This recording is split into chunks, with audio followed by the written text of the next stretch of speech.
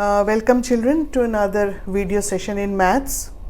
Today we start chapter 10, circles. Now circles, you're familiar with many circular or round objects. Wheel, CDs are all objects which are round in shape. Okay, now you also know what is a circle. This is a circle. You are familiar with this. Okay, now we need to define what is this circle. How can you define a circle? Now just see, this circle is made up of points, many points. The distance, this distance is equal to this distance, is equal to this distance, equal to this distance, and so on. So what is a circle? It is a collection of points which are all equidistant from a fixed point. And what is that fixed point? The fixed point, we call it the center O. Okay, so what is a circle? It is a collection of points which are all equidistant from a fixed point, and the fixed point is called the center. Okay, now this distance from the center to any point on the circle, you know it, children. It is the radius of the circle. Produce this one to this side. So you now have, suppose A and B, AB passing through the center. What is this AB called? AB is the diameter. Again children, you know what is a diameter. You also know diameter D is equal to twice the radius. Okay. Next, let us see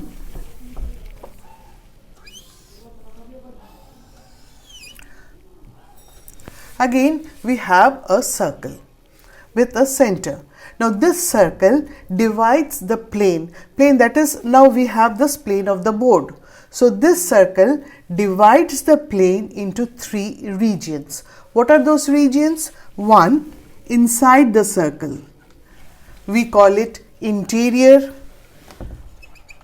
This one, outside the circle, it is in the exterior, and any point on the circle. Okay, so a circle divides the plane into three regions. What are the regions? Interior, on the circle, and exterior. Now children, suppose I take 2 points on the circle. Okay, any 2 points, suppose P and Q on the circle. I cut the circle here at these 2 points. Okay, when I cut it, this part gets removed, and this part of the circumference, we call it an arc. We call it an arc. In this circle, this 2 points divide the circumference into 2 arcs. One is this, and this is the second one. The smaller one is the minor arc, and this big one is the major arc. Okay, so any 2 points on the circumference divided into 2 arcs. The smaller one is the minor arc and the big one is the major arc. Now suppose this one, A and B, they are again 2 points on the circumference. So again this A and B, they are also dividing the circle into 2 parts, but here both the arcs are equal. We call it a semicircle. That is, a diameter divides the circle into 2 equal halves or 2 semicircles. Okay, next, again suppose we have a circle, center. Now suppose again we have 2 points on the circumference, P and Q. A line segment whose end points lie on the circle. This is called a chord. Okay, children. So, what is a chord? A line segment whose end points lie on the circumference is called a chord.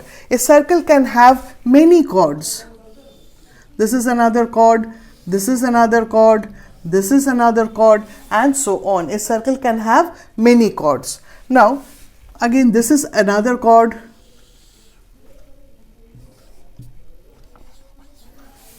AB is also another chord of a circle. Also, AB is the diameter of the circle.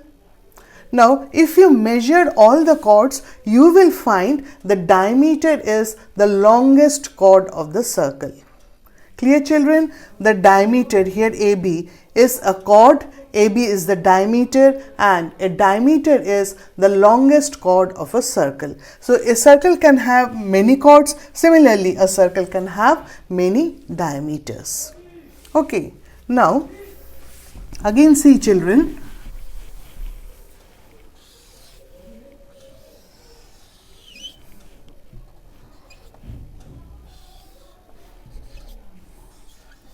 This chord PQ divides the circle into two regions. What are they? This is one part between the chord and the minor arc, and the second region, this one, between this chord and the major arc, and each is called a segment. Segment. Since this is the smaller one, we call it minor segment, and this portion is major segment. Okay, children. So, segment, what is the segment? It is the region between chord and arc of the circle. The region between chord and the minor arc is minor segment, and the region between this chord and the major arc is major segment. Now, suppose you join this. Join the two ends of the chord to the center. Again you have, again this is divided into two regions. This is one and this one is the other. Now this part is called sector. Since this is the smaller part, we call it the minor sector, and this one is the major sector. Okay, children. So, what is sector? If you draw this two radii of a circle, it divides the circular region into two parts. One, the smaller one is the minor sector, and the bigger one is the major sector. And this chord makes an angle here. We call it the sector angle. This angle is made of this sector. We call it this sector angle. Okay, children. So these are few things new to you. So you now understood what is a chord, you know what is an arc, you know what is segment, you know what is sector. Okay. So now let's move on to a theorem. The first theorem. Okay, we now have the first theorem. Equal chords of a circle subtend equal angles at the center. Equal chords of a circle, that is, you have a circle, equal chords, we take two chords, suppose AB and CD, and you have to show that they subtend equal angles at the center. This chord makes this angle at the center, CD makes this angle at the center, and you have to show that these two angles are equal. Okay, children, equal chords of a circle, that is, we have a circle with center O, AB and CD are two equal chords of the circle. So it says if the chords are equal, the angles they make at the center are also equal. We will now prove it. Okay, so whenever you have a theorem, we first write given. What is given to you? A circle with center O,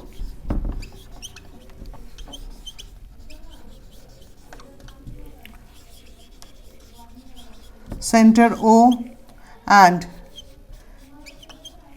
you write it, AB and CD are two chords of the circle such that AB is equal to CD, equal chords, so AB is equal to CD. To prove, what you have to prove? That the angles made by them are equal, that is angle AOB is equal to angle COD. Proof. We consider these two triangles. In triangle AOB and triangle COD, we find out the equal parts. We have AO, this one is equal to this one, AO is equal to OC. Why? AO is the radius of the circle, OC is also the radius of the circle. A circle, the radius are all equal, so AO equal to OC. We write radii, plural of radius, of the same circle. Similarly, we have OB equal to OD.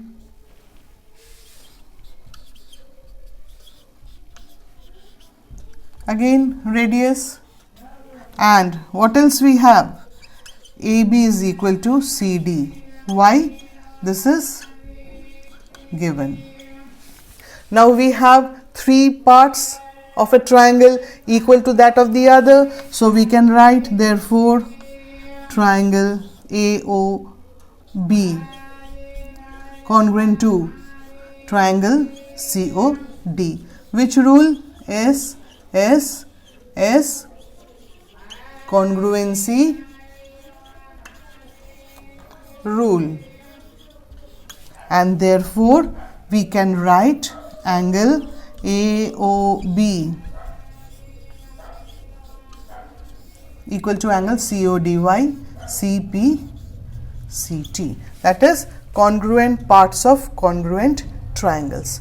So understood, children? This is how we prove a theorem. Now we have some more properties of chords. Now what are they?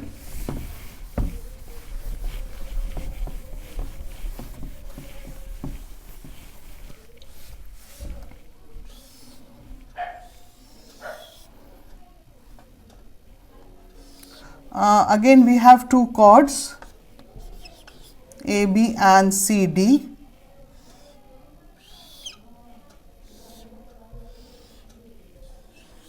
So now just now we have seen if these chords are equal, if AB equal to ACD, then these angles are equal.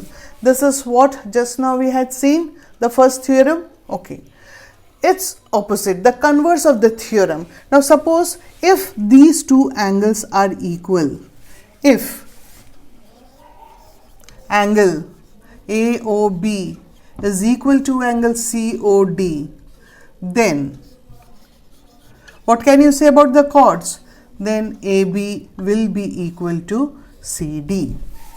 Okay children, this is the converse of the first theorem. We had seen if chords are equal, angles made by them at the center are equal. Just the converse, if the angles are equal, then the chords are also equal. Again let's see, suppose we have again a circle,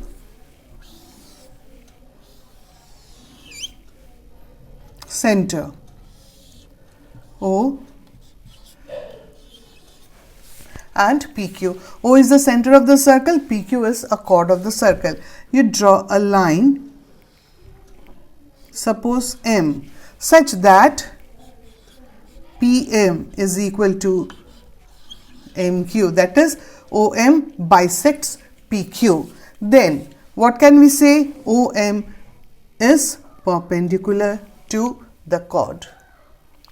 That is, if a line drawn from the center to a chord bisects the chord, then OM, the line is perpendicular to the chord. Understood, children? Bisects, that is PM equal to MQ. Converse is also true. If PM is equal to MQ, then OM is perpendicular. This line is perpendicular. Understood? So both ways we have this one. Understood, children? So let it be up to this much for today, children. Okay, thank you.